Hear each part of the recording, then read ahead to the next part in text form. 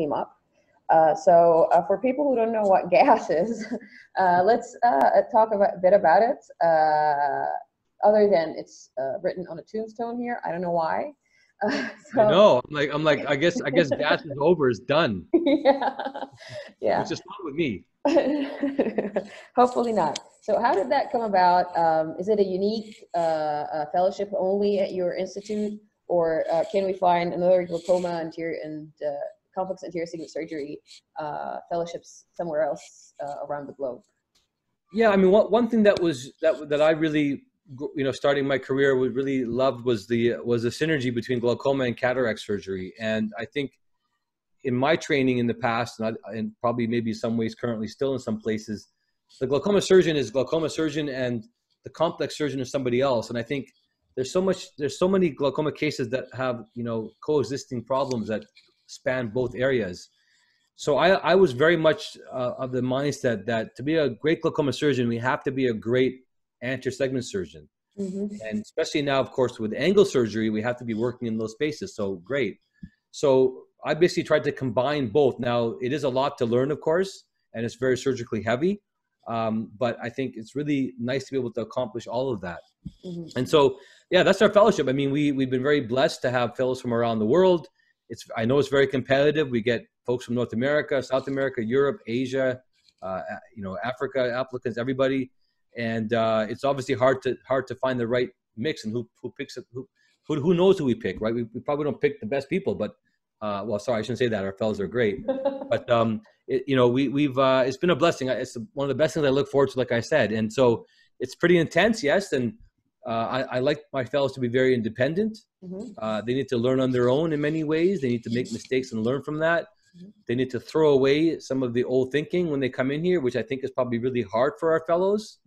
Some of them struggle with that quite frankly, they struggle with the getting rid of the shackles of traditional learning.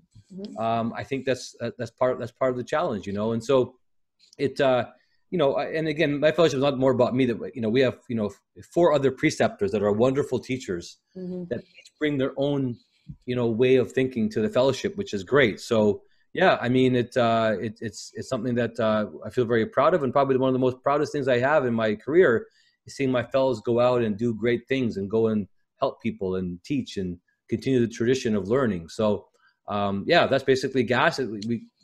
It's called glaucoma. I called it Gaas because I didn't just think it's anterior segment surgery. I wanted to call it something more, so I called it advanced because anybody can do anterior segment surgery, but I wanted to share something that maybe was a bit more advanced. That's what I call glaucoma and advanced anterior segment surgery. Like I said, it's me being different, So forgive me. So when you go into, because this is very important subject for many of the people here who are watching, when you go into the selection process for, if I may ask, in the fellowship, first of all, do you look for people who are already, have established some sort of OR skills? They have done a lot of papilloplasties, a lot of cataract surgeries, and they're coming for the advanced part, so to say? Or are there people who are still, post-graduation from residency who did not do that many surgeries? At what part, at what point of the career would a surgeon be able to be a part of the Gaas fellowship, let's say, or any other fellowship in that matter? Yeah. I was going to say there are many really, really good fellowships out there. And I think that especially in glaucoma now, it's becoming more interventional. So I think we were probably one of the first. And I think though people are now, including this in there. So I will say that one thing is that this is a surgically heavy fellowship. And I think to come into it not having, the basic skills of, doing routine phaco and doing everything really well, it's going to be hard to get to that level. I teach residents who've never touched an eye, for example, but that's in my residency, part of my residency surgical clinics.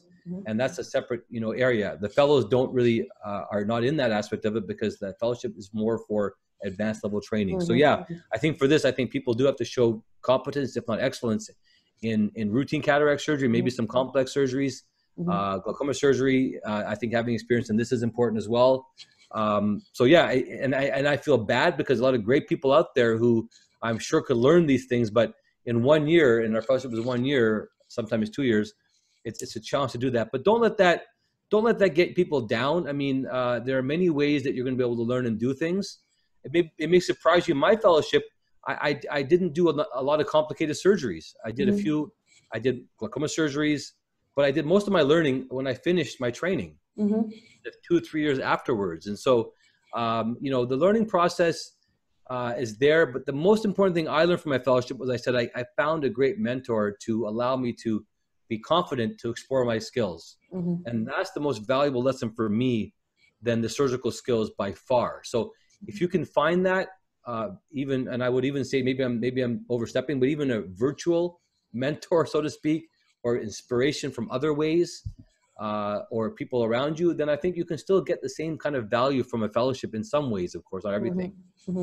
And so that's probably the complex answer to that.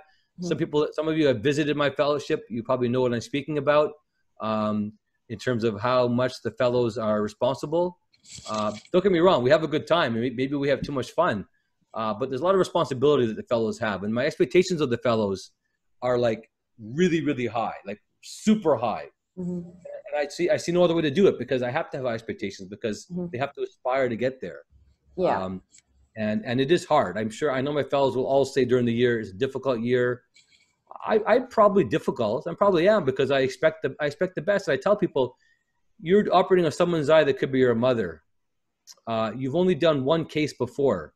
If you come ill prepared, that's the least I expect of you. Come prepared to the OR. Know everything about this eye. Know everything that's been published about this disease. You don't have the skills, but you have the ability to learn and know that. And if you don't, then don't operate on my patient, because you know what? They don't deserve that. They deserve the respect. You know that. And that's tough love. That's tough love for you to learn from. And my fellows will probably tell you that. And I will kick people out of the OR if they're not prepared. I'll tell you right now. I'm tough, because you know what? That's your mother we're operating on, has a difficult dislocated cataract, and we cannot afford to make mistakes. Maybe during phaco, it's become so automated, you can come ill prepared and you can just go through the motions. Maybe that. But in this fellowship, no. You can't go through the motions. This is not an automatic car. This is a standard manual transmission where you have to be right on the ball, right? So yeah, I mean, just to scare people maybe a little bit. It's tough. It's tough. No, it is. I hate to say it. But I really love the fellows. I really want them to do great. And I try to encourage them and support them. So another question about it is here that came up on the chat. What do you think? Is it better to start with clinical research as a fellow if you don't have a lot of background in that in your residency, or just go straight ahead into a normal fellowship? I guess it depends where you go. Certainly research is a great way to learn more about the field. I think critical analysis and the scientific process applies beyond just publications and clinical trials. It applies to medicine.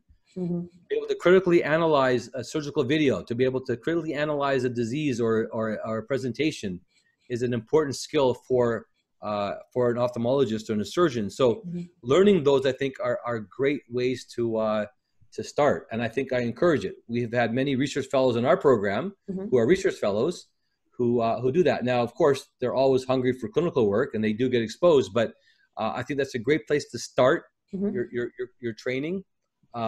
It's probably not for everybody, because it is a lot of hard work in the lab or in the, on the computer and tabulating data and measuring patients and things like that. But I do think it's a great way to start, especially if you're not maybe at the point where where the training may get you there. And I know it's difficult, because to be honest, when you train like at let's say a Western, I hate to say this, but a Western program like in North America, there's more awareness for our programs, because we know the American program, we know the Canadian programs, we know some of the Australian programs, we know some of the European programs, but beyond that, there's sometimes we don't know, right? And so it's hard to be able to gauge somebody's training. And there's all those aspects of it there. So don't let that be a negative for you. I mean, many fellowships have taken people from all over the world, but of course, you have one more hurdle to reach over. But that's part of life. I mean, you have to deal with the deck that you've been given, right? You can't complain about it. You can't get down about it. You got to basically deal with that hand that you've been given.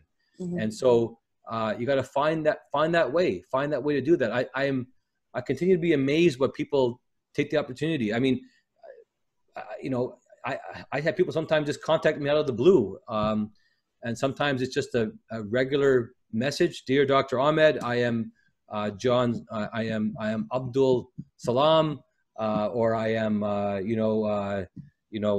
Lee Kwan, you know, I'm trying to be diverse here again, you know, and I'm interested in your fellowship. Please send me information. Okay. Mm-hmm. Do you think I'm going to be interested in that person? Okay. Or someone's going to do something, I don't know. So, I mean, I'm just saying, like, be creative, for me, at least, I can tell you that I think, being different and being creative and being yourself and showing yourself, I think is very important to do that. Not just for fellowship, for everything, you know. For everything, yeah. Don't be afraid. The worst thing that's going to happen is someone's going to say no. Mm-hmm. Someone will say no, you know. I'm somebody who has no problem to, when I'm walking down the street, or I'm in an elevator. Now, maybe during COVID is different, or an airplane. I am constantly talking to people, honestly, because you know what? And sorry for being tangential. Let me just tell you the story for a second, because it's interesting, maybe not. But growing up, no one wants to talk to me. Really. I'm in my classroom or on playing hockey. Nobody wants to talk to me because I'm different. You know, my family was very tight. We didn't go out a lot, you know, and I'm different, right? So, of course, now that I'm out there, I relish every single chance to talk to people. I love it. And so I may be on an airplane, and I never let an opportunity down to talk to somebody. So I'm saying I'm always going to talk to that person. Now, of course, it can be annoying, so I stop. I know when people are annoyed, I stop.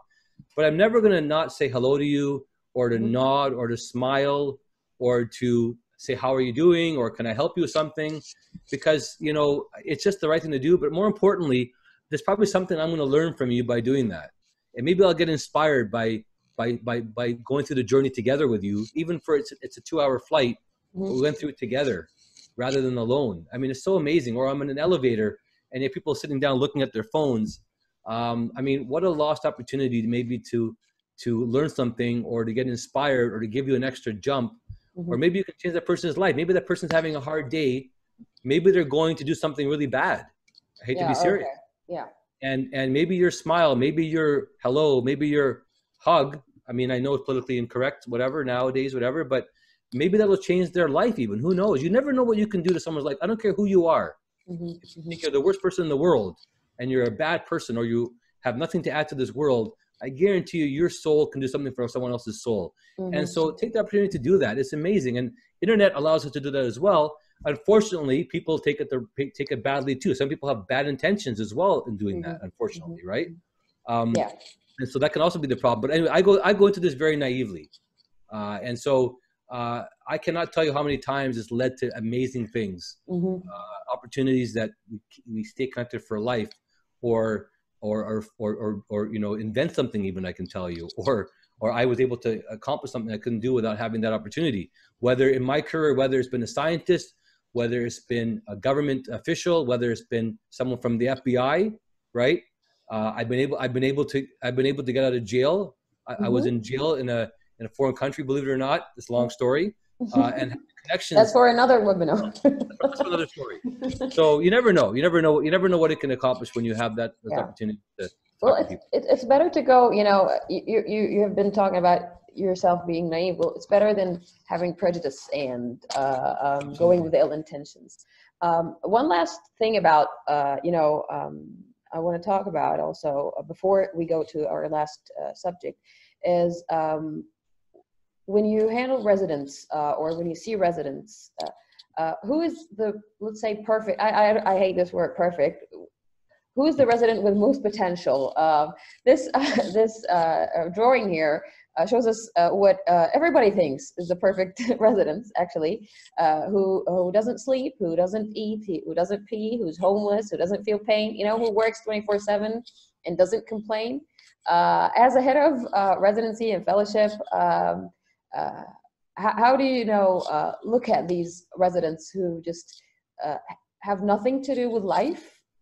Who just live at the hospitals and that's all they do? Are these actually the perfect residents? Yeah, it's a great question. By the way, I'm happy to go a bit longer if you want. I do have time and I enjoy Yeah. this, so if you want Okay. to go longer, you're Great. welcome. I don't want to take everyone's I'm time, but I'm talking. I'm looking at the watch. I'm trying no, to squeeze another 13 minutes. I could tell that was happening. So I hate having time limits, and and don't, so don't worry. I'll go for as long as you want. Okay. Thank you So very I mean, much.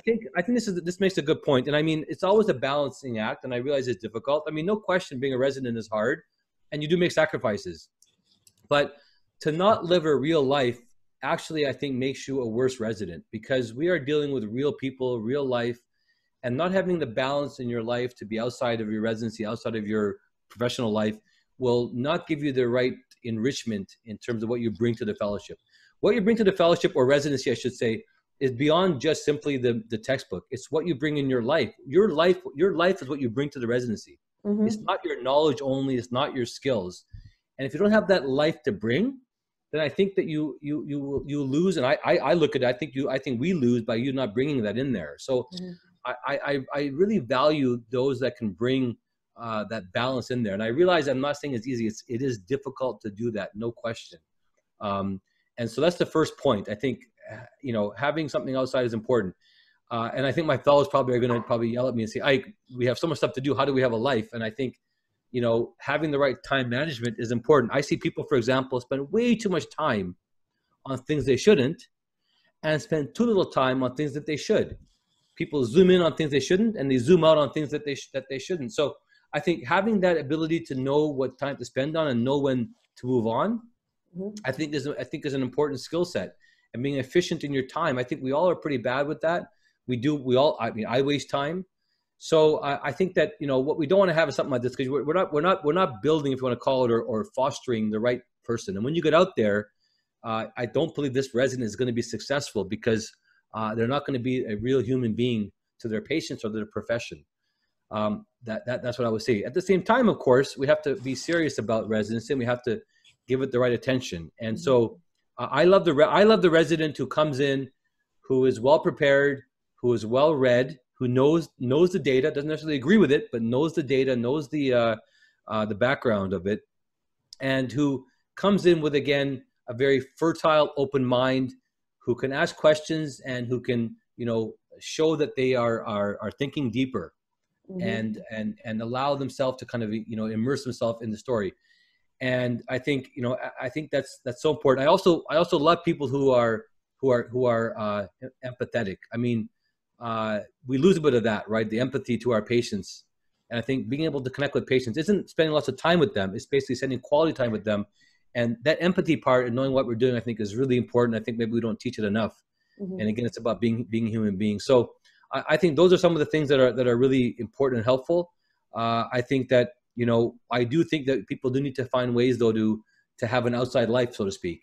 And that's important. Maybe I'm not the best example, because I do tend to bring life and work, and they kind of meld together that way.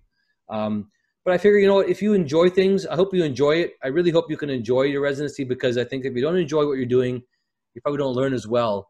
Mm-hmm. But do know that there are many people that are in the same boat as you. And I Mm-hmm. think nowadays we have such a collective universe of